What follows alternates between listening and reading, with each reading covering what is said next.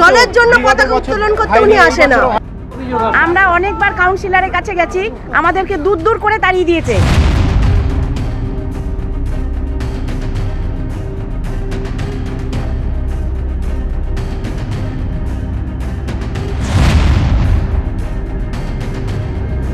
নমস্কার, 7 নিউজ নেটওয়ার্কে আপনাদের স্বাগত।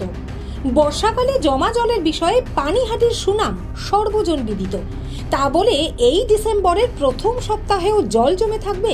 হ্যাঁ, এমন জল ছবি উঠে এলো পানিহাটি পৌরাঞ্চলের 28 নম্বর ওয়ার্ডের বিভিন্ন এলাকা থেকে। স্থানীয় বাসিন্দাদের অভিযোগ, প্রায় 1 বছর ধরে জল জমে রয়েছে এলাকায়। জলমগ্ন দক্ষিণ Nilachal, D block, C block, tower গলি সহ উদয় তীর্থের বিস্তীর্ণ এলাকা।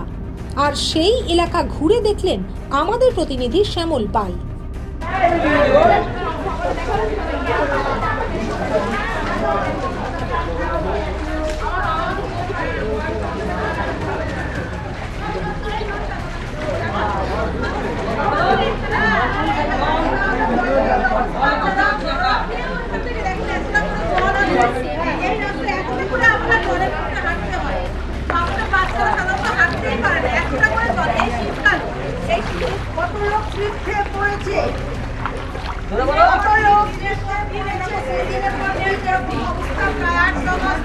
আমাদের বাচ্চারা হাঁটতেই পারে না, কষ্ট করছি আমরা, এত কষ্ট করছি আমরা জলের জন্য, আমাদের কষ্ট করি জলের জন্য। এত এই জলের মধ্যে হাঁটা সম্ভব না, কোনো এ করছে না, কোনো এ করছে না, দায় করছে না কোনো।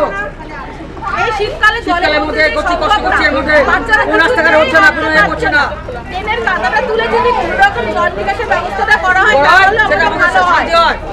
আমাদের একদম এখানে পুরো জলে চারিদিকে ভরা, কোনো করছে না। আমাদের এখানে জলে প্রচুর স্লিপ হয়ে গেছে। এপ্রিল মাস থেকে কন্টিনিউ এখানে জল, কত লোক পড়ে গেছে, হাত পা ভেঙে গেছে, ভেঙে গেছে কত, কোলে কোলে বাচ্চাদের নিয়ে যাচ্ছে, কোলে কোলে স্কুলে। কার কাছে যাবে? আমাদের তো কেউ না কেউ কাছে যেতে হবে। আমাদের জলের এই অবস্থা, আমাদের বাড়িতে সমস্যা হয়।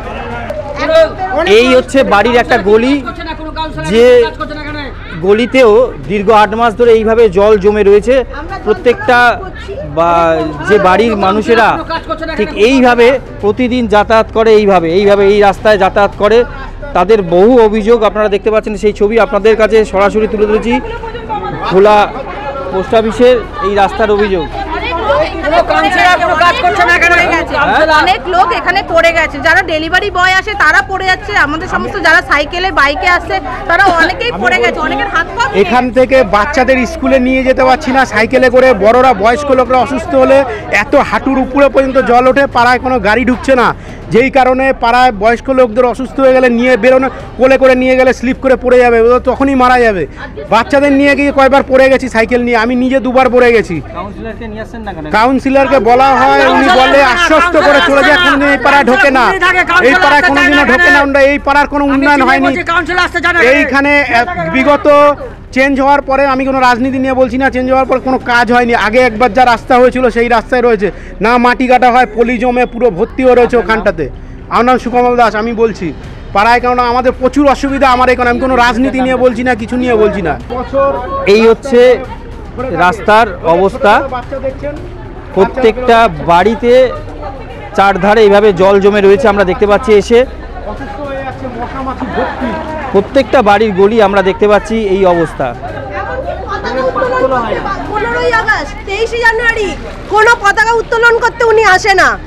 এখানে পাড়ার বাচ্চা কাচ্চারা না হলে শিখবে কি জিনিস? কোনোদিন পতাকা উত্তোলন হয় না। জলের জন্য পতাকা উত্তোলন করতে উনি আসে না। শিখা পাল। এই বছর হচ্ছে না। এখন দেখতে পাচ্ছেন এখানে একটা সমিতি রয়েছে, উদয় তীর্থ উন্নয়ন সমিতির সামনেই যে রাস্তাটা চলে গেছে। তাদের অভিযোগ, 8 মাস ধরে দীর্ঘ এইভাবে কিন্তু জল, অর্থাৎ জলের যেভাবে গলিটা রয়েছে, ড্রেন এবং রাস্তা প্রায় দুটোই সমান হয়ে গেছে, যার ফলে জল নিকাশি ব্যবস্থা খুবই খারাপ, যার ফলে সমস্যা।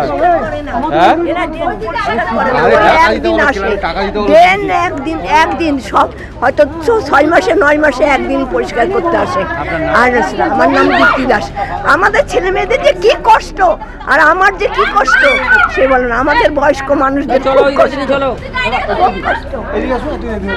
সমস্যা নিয়ে কিছু বলতে গেলে পৌরপিতা নাকি তাদের তাড়িয়ে দেন, এমন অভিযোগও উঠে এলো স্থানীয় বাসিন্দা শিপ্রা কুণ্ডুর গলায়। আমরা অনেকবার কাউন্সিলরের কাছে গেছি, আমাদেরকে দূর দূর করে তাড়িয়ে দিয়েছে। আমরা আজকে 1 বছর ধরে এই জল যন্ত্রণায় ভোগ করছি। আমাদের না ছেলে মেয়েরা রাস্তায় বেরোতে পারে না, আমরা কেন, আমাদেরকে রাস্তা হবে না বলে দিয়েছে, ও রাস্তা হবে না কোনোদিন।